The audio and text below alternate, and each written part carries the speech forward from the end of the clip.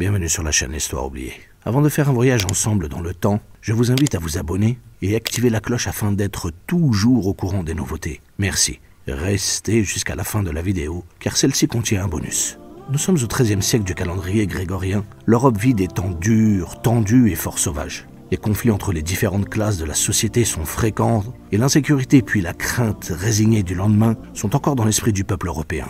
L'Église catholique organisait tant bien que mal pour les vieillards et infirmes, les enfants abandonnés ou orphelins, des hospices qu'on appelait hôtels-dieux, établissements financiers grâce à la charité individuelle. Pendant ce temps-là, en terre d'islam, des dizaines d'hôpitaux avaient été construits dans différentes cités de l'Empire musulman et des centaines de médecins y pratiquaient des soins chaque jour ou bien y assuraient des enseignements pour leurs étudiants. La construction de ces établissements était financée par l'État central, par les pouvoirs régionaux ou par des citoyens fortunés. C'est à cette même époque qu'un dignitaire de la médecine, formé à Damas et qui a fait toute sa carrière au Caire, apportait une contribution originale qui changea à tout jamais l'histoire de la médecine. Il s'agit d'Ala ad-Din ibn Nafis. Né en 1213 dans le petit village de Qarsh, près de Damas, très jeune il apprend les matières de base religieuses et adolescent il opta pour une formation en médecine. Il est donc orienté vers le prestigieux hôpital Al-Nouri, construit en 1154 par le grand conquérant Nur ad-Din Mahmoud al-Zanki. Dans cet établissement, Ibn Nafis a suivi des cours de médecine générale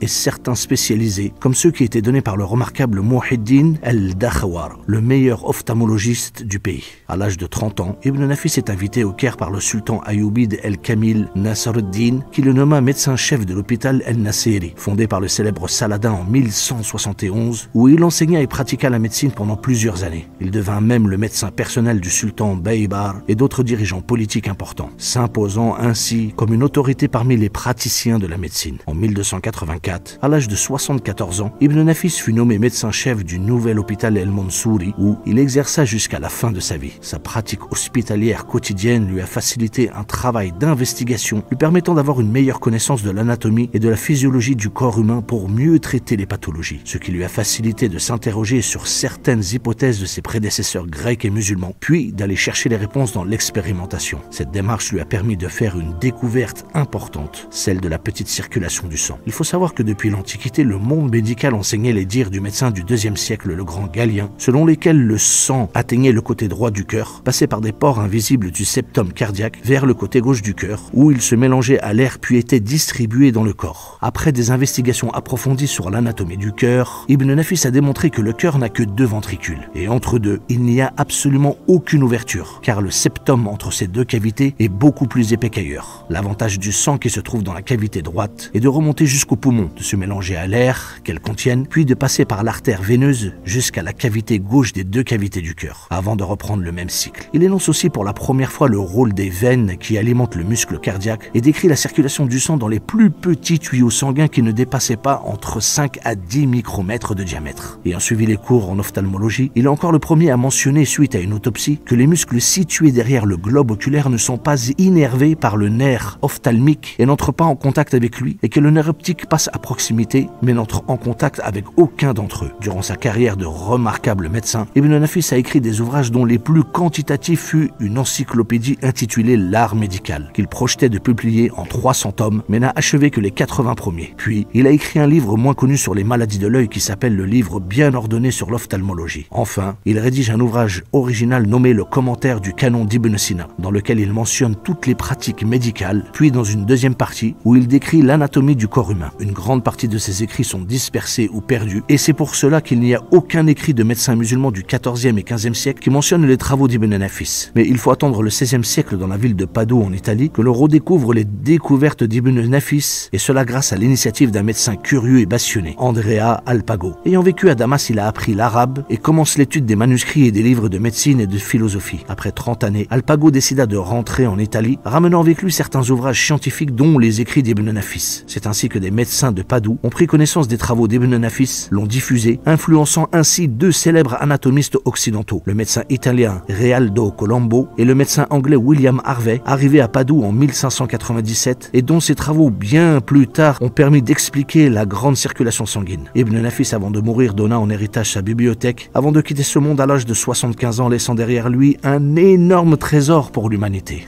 l'importance d'Ibn Nafis dans l'histoire de la médecine n'a été pleinement reconnue en Occident que récemment. La plupart de ses travaux sont restés méconnus jusqu'à ce que deux protagonistes les redécouvrent au début du XXe siècle. En 1924, le médecin égyptien Muhyiddin el-Tawi découvrit à la bibliothèque d'État de Prusse à Berlin un manuscrit intitulé « Commentaire sur l'anatomie dans le canon d'Avicenne ». Ce manuscrit aborde en détail les termes de l'anatomie, de la pathologie et de la physiologie, devenant la plus ancienne description de la circulation pulmonaire. Entre 1976 et 1980, l'érudit égyptien Youssef Ziaiden, qui avait lancé un projet de collecte et d'examen des manuscrits existants, catalogués dans de nombreuses bibliothèques du monde entier, notamment la bibliothèque de l'université de Cambridge, la bibliothèque de recherche d'Oxford et la bibliothèque médicale Land de Stanford. Dans notre prochaine vidéo, notre voyage se situera au 9e siècle du calendrier grégorien, où nous découvrirons un grand géographe et explorateur qui aura parcouru plus de 4000 km et dont ses écrits furent les premiers dans la littérature de voyage à mentionner le peuple des Vikings. Partagez cette vidéo, car il est de grand temps que l'humanité découvre ces héros d'un autre genre. Et rappelez-vous que dans chacun de nous sommeille le potentiel d'apporter un plus à l'humanité.